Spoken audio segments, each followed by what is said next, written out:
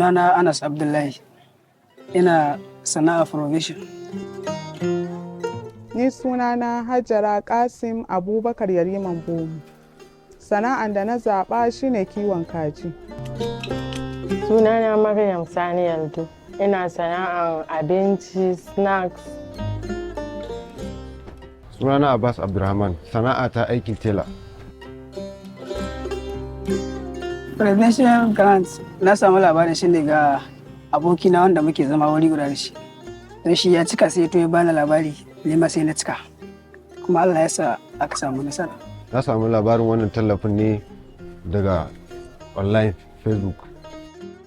Na samu damar zuwa wurin su na samu damar cikewa through online din.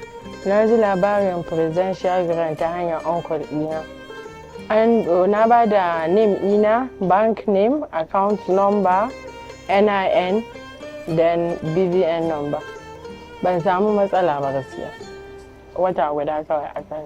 Na samu 50,000. Presidential grant na samu Naira 50,000. Don saboda lokacin da ya shigo mun ɗanyi wasu gyare-gyare, sannan kuma mun ƙara sau kaya da wannan kuɗi.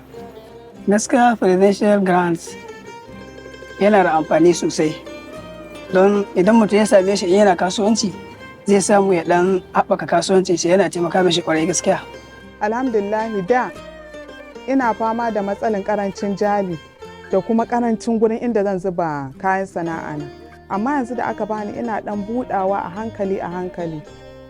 Na ƙara kwanonin abincin kaji, na sai magunguna, na sai abinci, sannan su ma kajin na ƙara su.